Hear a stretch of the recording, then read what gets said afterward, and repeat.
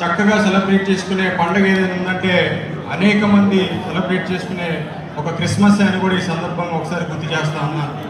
మరి ఆ క్రైస్తవ ప్రభు మనకి బైబిల్ ద్వారా చెప్పిన మంచి మాటల్ని, ప్రేమ, ఆప్యాయత, అనురాగాన్ని మనుషుల్లో రోజు కూడా పెంచుకునే విధంగా మనందరం కూడా నడవాలని చెప్పి మరి అలాంటి మంచి ఎన్నో సూతుల్ని బైబిల్ ద్వారా మనకు అందించిన ఆ ప్రభు ఒక జన్మదినాన్ని పురస్కరించుకుంటూ మరి మనం ఈ క్రిస్మస్ పండుగని జరుపుకోవడం చాలా సంతోషకరం.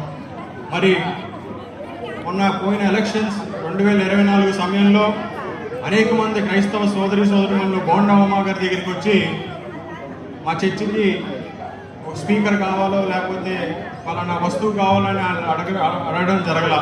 వాళ్ళందరూ కూడా కలిసి ఒకటే ఒక కోరిక, అమ్మగారిని పొద్దున గెలిచాక తప్పకుండా నెరవేర్చాలని చెప్పి ఆయన్ని కోరడం జరిగింది. మా క్రైస్తవులందరికీ కూడా దాదాపు 25 సంవత్సరాల నుంచి మరి నియోజకవర్గంలో అనేక మంది శాసనసభ్యులు వచ్చారు, మరి పరిపాలించి వెళ్ళారు.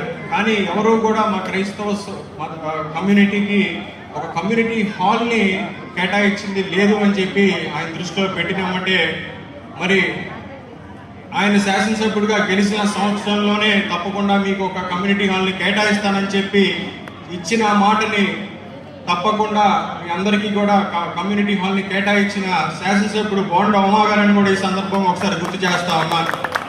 మరి ఏదైతే మీరు కృష్ణా జిల్లాలోనే ఏ శాసనసభ్యుడికి రానటువంటి 70,000 మెజారిటీతో ఆయన్ని అసెంబ్లీకి పంపించారో ఆ నమ్మకాన్ని వమ్ము చేయకుండా మీ అందరి సమస్యల్లో ఎప్పుడు కూడా మీకు అందరికీ ప్రత్యేకంగా క్రైస్తవుల అందరికీ కూడా అండాదండగా ఉంటామని చెప్పి ఈ సందర్భంగా మీ అందరికీ మరొకసారి గుర్తు చేస్తాం.